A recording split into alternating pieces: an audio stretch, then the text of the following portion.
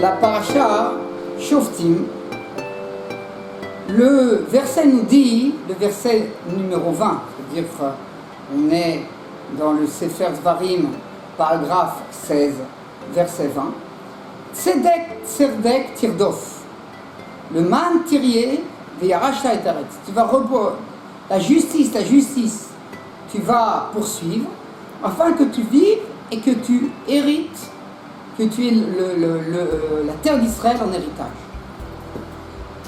Dans la Gemara Sanhedrin, à la page 32 au verso, Ravashi nous dit qu'on a une braïta. La braïta nous dit, un enseignement des sages, Tzedek Tzedek Tirdof. Pourquoi il y a marqué deux fois la justice tu vas poursuivre.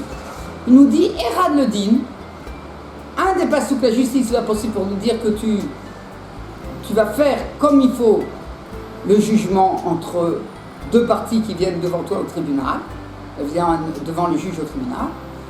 Erad le pshara, la deuxième fois où il y a marqué la justice, c'est quand tu vas traiter, tu vas régler à l'amiable entre les parties. Là aussi, tu dois faire la justice. Ça veut dire quoi? On a dans le Shulchan Aruch,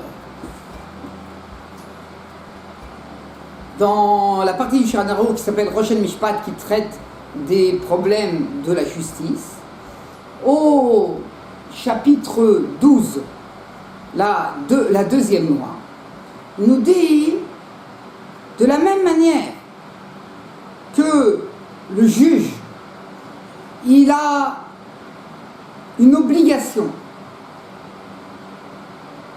un interdit de ne pas faire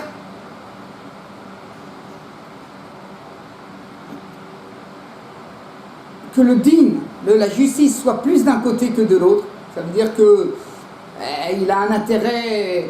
Il y a Réhouven et Shimon qui viennent devant le juge. Alors Réhouven, le juge, il préfère Réhouven, alors il va donner raison à Réhouven. Ça, c'est sûr, c'est pas du juge.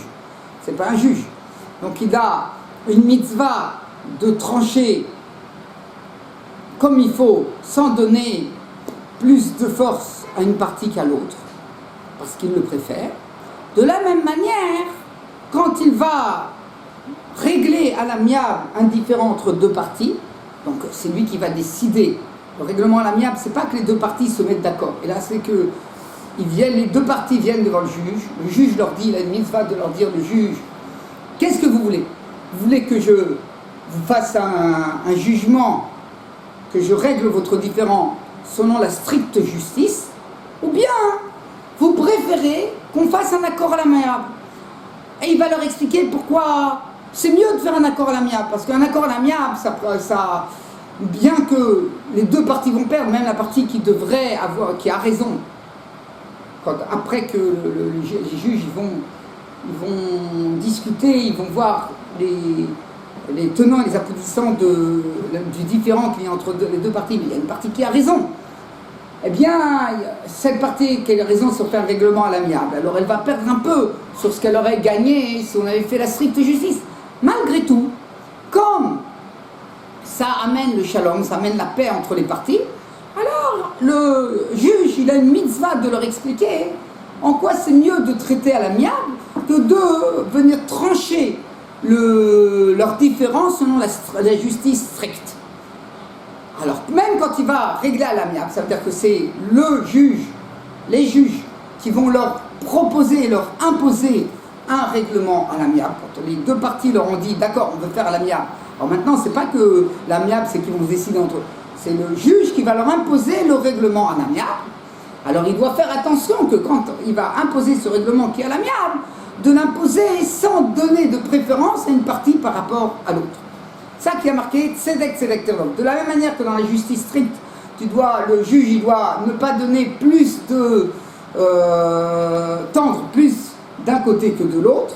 Il doit faire ce que la justice impose, même si la justice impose que c'est la personne qui semble être le grand sadique. On a une personne qui est une personne du bas de la communauté qui qui a un différend avec une des personnes très très importantes de la communauté. Mais d'accord, mais c'est en fait, quand on regarde ce qui s'est passé, c'est la personne qui est dans le bas de l'échelle qui a raison.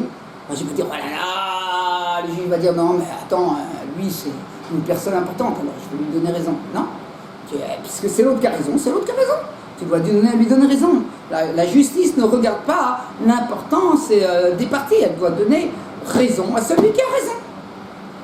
Alors, la même chose, quand je vais traiter à l'amiable, la même chose. Je ne dois pas dire, puisque ça c'est une personne importante, c'est une personne moins importante, alors je vais donner plus de poids à l'argumentation de la personne qui est importante. Pas du tout. Comme ça, on apprend du verset. Alors maintenant, on a une mara dans Sanhedrin, à la page 6, à la fin de la page, tout en bas, qui nous dit comme ça, on a un enseignement des sages qui nous dit, de la même manière que quand on fait la justice entre deux parties, on doit avoir 3 juges, sauf si les parties acceptent d'être jugées devant un, mais sinon, un jugement normal dans un tribunal, il doit y avoir 3 juges face aux parties. De la même manière, quand on va aller au tribunal et qu'on va proposer que ça se règle à l'amiable, les juges vont proposer, ils doivent être aussi 3 juges. Alors en fait, le tour pense que 2 ça suffit pour un règlement à l'amiable. Ensuite, là, l'enseignement nous dit Nigmaradin, si les juges ont déjà tranché le différend, Yataracha Elipsoa, ils n'ont plus le droit maintenant d'imposer, de régler le différend à l'amiable. Rashi nous dit, à la fin de la Gemara, en bas de la page 6 au verso, c'était au départ, ça commençait au recto, à la fin du recto, maintenant, ensuite c'est passé au verso. Au verso, à la fin du verso, on nous dit, Eredomenik Mardin, à quoi ça ressemble que le din a déjà été tranché. On a un enseignement de Rav Yehuda au nom de Rav qui nous dit, c'est quand les juges, ils amènent les 2 parties, ils ont écouté ce que chacun a à dire, l'argumentation de chaque partie. Ensuite, les 3 juges, ils sont rentrés dans une salle, ils sont concernés l'un l'autre. Chacun a expliqué comment il conçoit et comment il comprend le différend qu'il y a entre les 2 parties et comment il lui semble sont les lois de la Torah qu'on doit trancher ce différend. Ensuite, ils font ils votent. Et quand on a 2 contre 1, ils sont 3, donc 2 contre 1, donc ils ressortent le Dayanim et ils font venir les 2 parties qui ont le différend et ils disent, le plus grand des juges dit, toi, tu as raison et toi, tu as tort. Quand ils ont dit, toi, tu as raison, toi, tu as tort, c'est fini. Ils ne peuvent pas dire, écoutez, si vous voulez, maintenant, on va régler le problème amiable. Non, puisqu'ils ont donné raison à l'un et tort à l'autre, c'est fini. C'est fini, on ne peut pas revenir. Il y a un Tosfot, il nous dit, qu'est-ce que la Gemara, elle vient nous apprendre si on a déjà tranché le din. C'est sûr que si on a déjà tranché le din, on a déjà tranché le différend. Donc on leur a dit, c'est sûr qu'on ne peut plus régler à l'amiable. Alors il dit non. Ça veut dire quoi, Nigmaradin? C'est quoi cette phrase qu'elle a dit, la Gemara? Que si on a tranché le différend, alors on ne peut plus faire un accord à l'amiable. Il dit, on est en train de parler que non. En fait, les juges n'ont pas encore dit aux parties, toi tu as raison, toi tu as tort. Les juges, ils se sont concernés entre eux et ils savent ce qu'ils vont leur dire. Mais ils n'ont pas encore convoqué les 2 parties pour leur dire, toi tu as raison, toi tu as tort. Alors il dit, puisque les juges, eux, savent que c'est Réhouven qui a raison et c'est Shimon qui a tort, alors ils ne peuvent pas dire entre eux, écoutez, peut-être on va quand même leur proposer de traiter à l'amiable. Puisque les juges eux-mêmes, ils savent qui a raison, qui a tort, ils ne peuvent pas proposer maintenant aux 2 parties à Réhouven et Shimon à régler à l'amiable. Pourquoi ils ne peuvent pas proposer, à partir du moment aux deux parties, de régler le problème à l'amiable? Il dit parce que ça ressemble, on est en train de tromper la partie qui a raison. Imaginons Réhouven, c'est lui qui a raison.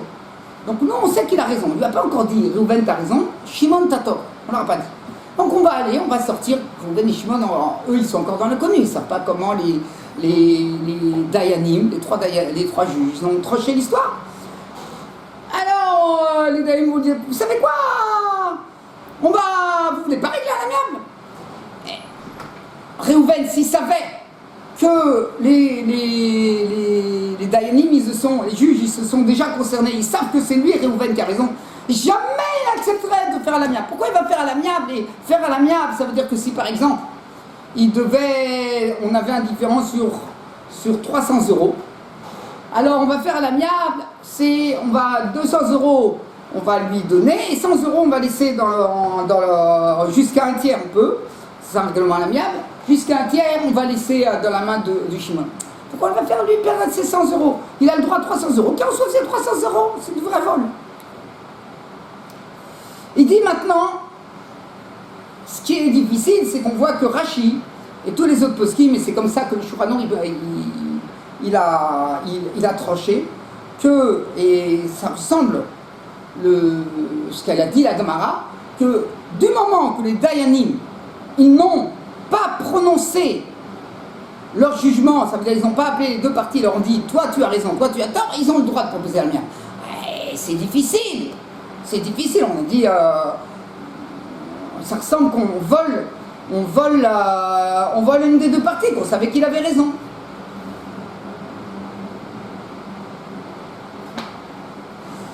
Alors, on a un Sma. Un Sma, c'est un des commentateurs du Shulchan Aruch qui explique cette décision des juges, cette décision rabbinique que non, tant qu'on n'a pas dit à Réhouven, toi tu as raison et toi tu as tort, alors on peut encore leur proposer de faire à la mienne.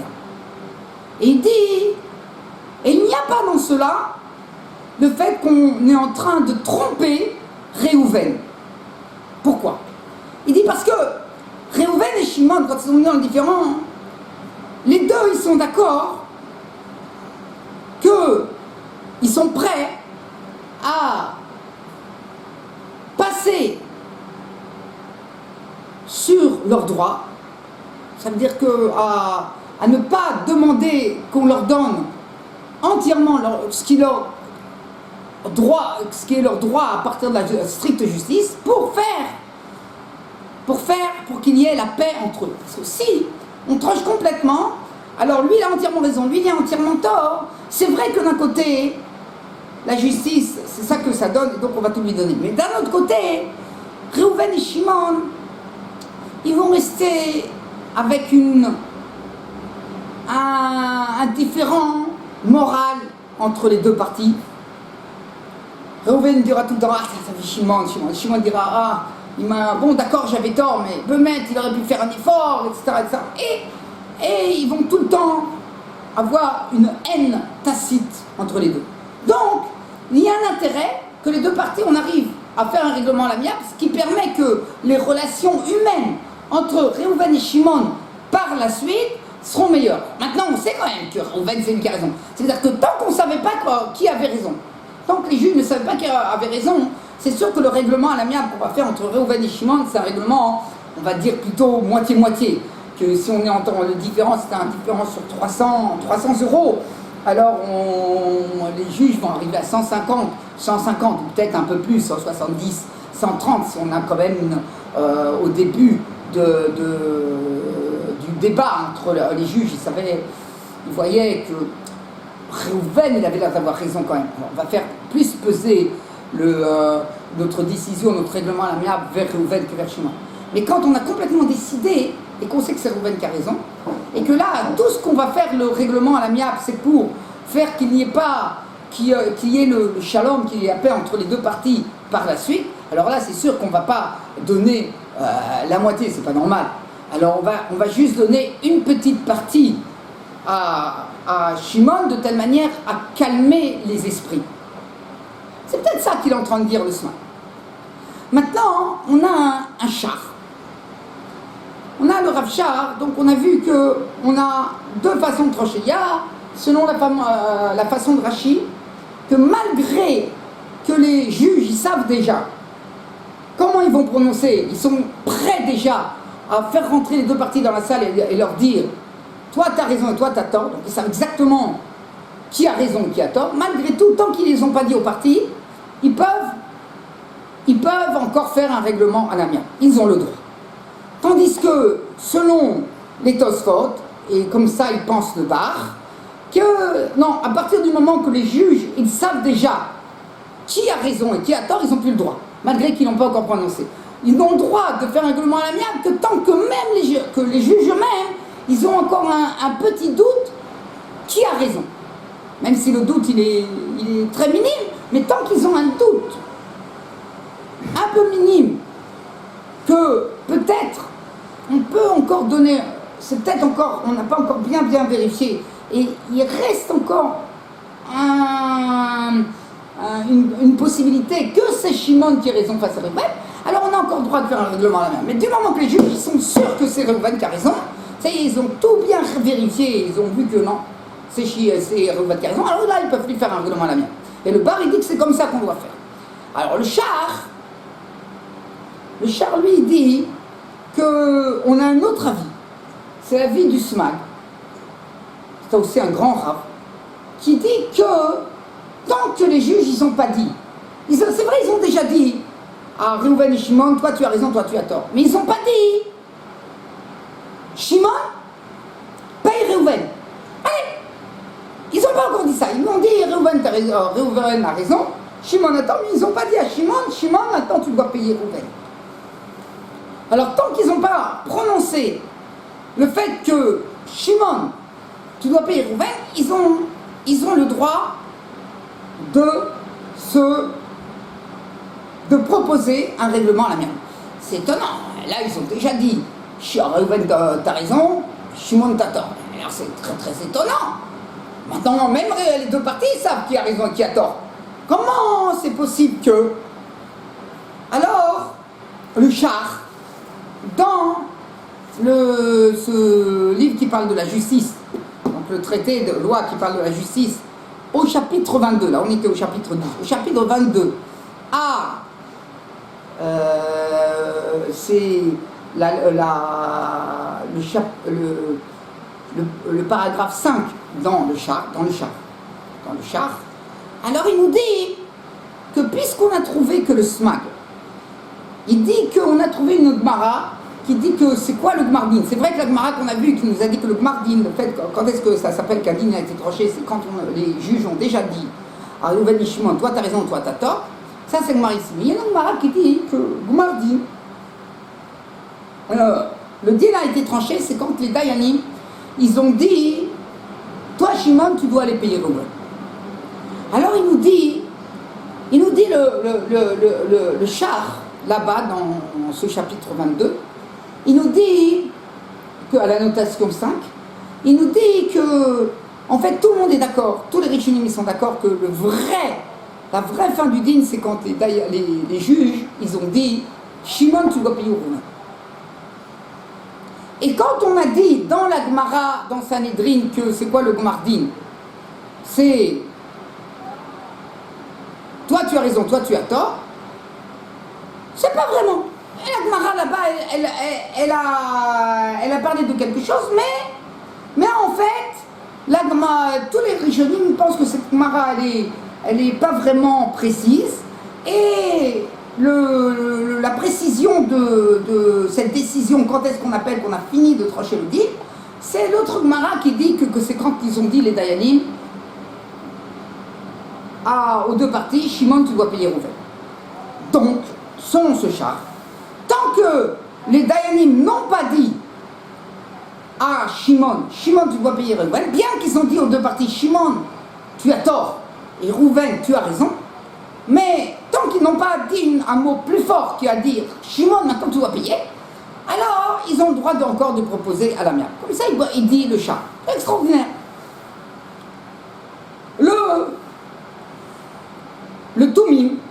Noten Epchitz, Rabbi Noten Epchitz, c'était un très très grand rave, qu'après en Autriche, Rabbi Noten Epchitz. Il a un très très beau livre qui est une base dans tous les décisions des tribunaux, qui s'appelle le Toumim, Urim et Toumim. Et il dit dans le Toumim qu'il n'est pas d'accord. Ce smag, c'est vrai qu'il y a une mara comme ça qui dit que c'est quoi la fin de la décision de Bedin, c'est de dire, c'est quand ils vont dire les juges, Shimon donne, paye Reuven. Mais on voit que la Gemara, ici dans le début de Sanhedrin, elle a dit que c'est quoi la décision qui va donner un interdit à partir de ce moment-là, que les juges viennent proposer un règlement à l'amiable entre les deux parties, entre Reuven et Shimon. C'est à partir du moment où ils ont dit, toi, tu as raison et toi, tu as tort. Alors il dit, même le Smag il est d'accord, puisque c'est écrit dans la Gemara en toutes lettres, c'est sûr que c'est comme ça le dit. On ne va pas dire la Gemara, elle a dit, de manière pas précise, mais c'est, puisqu'elle a utilisé le mot, quand est-ce que le din a fini d'être tranché, alors tu sauras que c'est comme l'autre Gemara qui dit que la fin d'un din, c'est quand ils ont dit donne. Non, puisque là, la Gemara elle a dit que c'est quand ils disent, toi tu as raison, toi tu as tort, ça s'appelle la fin du din, ça veut dire que c'est la fin du din par rapport à cette loi que les juges, à partir de ce moment-là, ils n'ont plus le droit de proposer un règlement à l'amiable. Ah, et pourquoi alors le SMAG il a dû apporter cette deuxième mara qui parle de le Gomardin, c'est quand les juges ils vont dire à Shimon, toi tu dois payer. Il dit pour nous dire que pour nous expliquer que les deux parties, comment on peut proposer ce qu'on a dit, comment on pouvait penser que si les juges ils ont dit toi t'as raison, toi t'as tort, qu'ils peuvent encore proposer une proposition à la main. Qui va accepter une proposition à la main dans un cas pareil? Les juges ils ont dit que j'ai raison et lui ils ont dit maintenant ils me proposent de régler à l'amiable. Mais de quelle raison? Mais je veux pas. Alors le Toumim vient nous expliquer ça qu'il a fait le Smag. Il vient expliquer oui pourquoi j'aurais pu penser que oui ils peuvent encore proposer de faire un règlement à l'amiable, et c'est sur ça que la Gemara dit, bien qu'on aurait pu penser, mais la Gemara dit, mais tu ne le feras pas.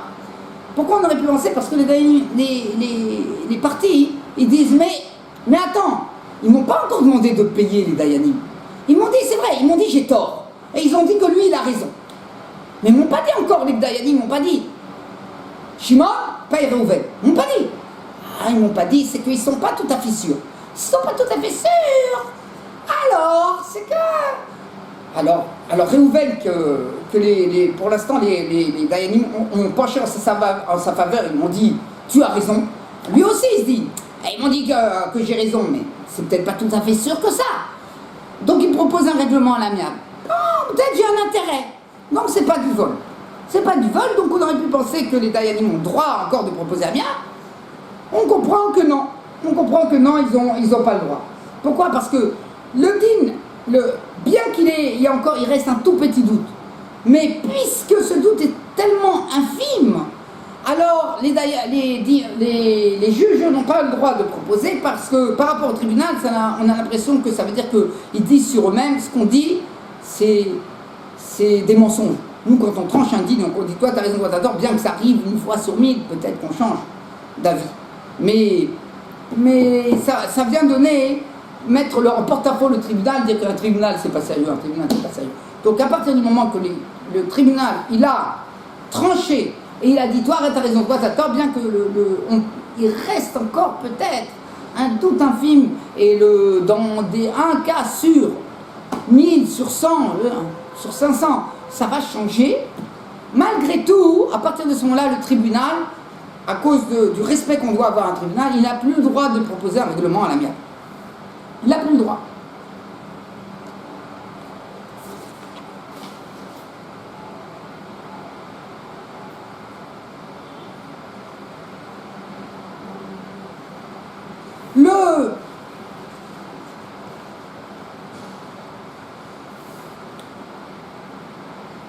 Le Rama rapporte un avis à la fin dans ce paragraphe 12 des lois des tribunaux.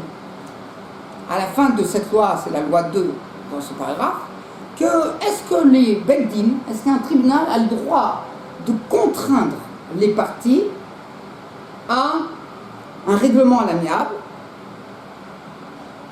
ou à une des parties à faire quelque chose qui est à l'intérieur de la justice. Ça veut dire que je vais obliger une partie à se comporter mieux que ce que le droit pur impose.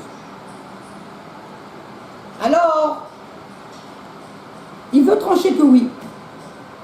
Il y a un Birkei Yosef qui veut proposer aussi que puisqu'on voit qu'on a deux avis, il y a un avis qui dit que même avant que le tribunal ait prononcé « toi tu as raison, toi tu as tort », alors le tribunal ne peut plus imposer un règlement à l'amiable. Il ne peut plus. Et on a un autre avis qui dit qu'il peut encore, tant qu'il n'a pas dit, c'est l'avis du Shah, tant qu'il n'a pas dit, Shimon donne à Reuven. Alors, il me semble que pour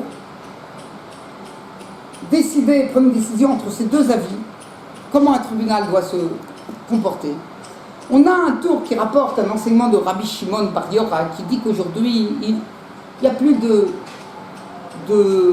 tribunaux sur les problèmes, les différents d'argent entre les parties. Il dit pourquoi? Il dit parce qu'il n'y a personne qui sait juger un problème d'argent. Le bar, il nous explique c'est quoi qu'il a voulu dire le tour, qui rapporte un enseignement, c'est un Yerushalmi, c'est dans le Talmud de Jérusalem, cet enseignement. Il dit parce que à partir de Rabbi Shimon Bar Yochai, de la génération Rabbi Shimon Bar Yochai, c'est-à-dire bien avant nos générations à nous, il dit ça y est, on est devenu notre sagesse, notre intelligence a été beaucoup diminuée, et il n'y a personne qui arrive à comprendre, aucun juge va arriver à comprendre jusqu'où va l'avis de la Torah dans les différentes personnes. Donc ça veut dire quelque part que même si un juge, il connaît ses lois, on est son livre qui est son traité de loi qui lui permet de juger. Donc c'est un grand juge, un très très intelligent, en plus qui a une finesse, il comprend ce qui se passe, etc. Il dit malgré tout, on n'arrive pas, on n'a pas la même intelligence, la même finesse qu'ils avaient à l'époque de Rabbi Shimon, à l'époque de Rabbi Yossé. C'est pas la même chose. Donc ça veut dire qu'il reste tout le temps un doute. Il reste tout le temps un doute si c'est comme ça qu'il faudrait décider entre les deux parties. On voit, quand on commence à regarder un Shulchan Aruch, on voit toutes les discussions rabbiniques des tribunaux, qu'il y a certainement aussi dans les tribunaux non juifs. On trouve qu'il y a tellement de discussions entre les juges, comment on doit régler un tel différent, un autre différent, un troisième différent, il y a beaucoup d'avis. Ensuite, c'est sûr, il y a une décision finale. Mais malgré tout, cette décision finale, des fois, c'est parce que, des fois on le fait parce que l'Europe des avis pour l'instant est comme ça, ou parce qu'on ne sait pas. Alors, dans le doute, on va laisser l'argent d'un côté plutôt que de l'autre. Mais c'est qu'on a un doute. Mais peut-être c'est l'autre qui a raison. Donc, puisque c'est comme ça, c'est sûr que même quand il y a une décision d'un juge qui dit que Reuven t'as raison, Shimon t'as tort, c'est sûr qu'il reste un doute si c'est vraiment Reuven qui a raison ou Shimon qui a tort. Ce qu'on a donné des fois raison à Reuven, c'est que pour l'instant on ne peut pas donner raison à Shimon.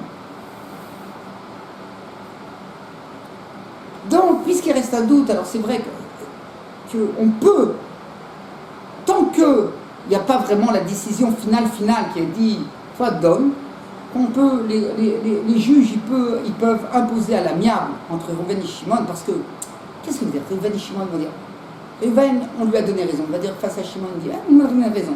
Si j'ai tort et que je suis en train de prendre l'argent de Shimon, c'est qui m'a donné l'argent de Shimon? C'est vous le tribunal, mais c'est vous qui avez tort.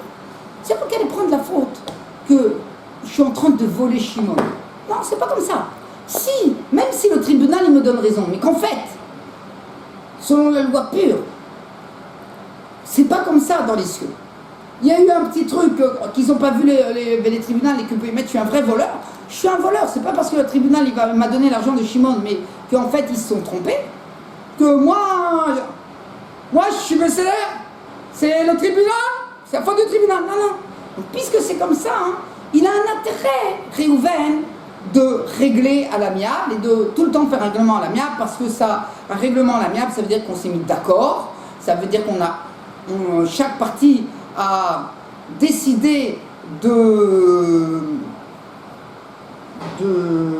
ne pas faire jouer tous ses droits, et donc maintenant, il n'y a plus de vol. Ici, il n'y a pas de vol. Il n'y a pas de vol. Donc tout le monde, face aux cieux, on est propre. Shabbat Shalom Mevorach.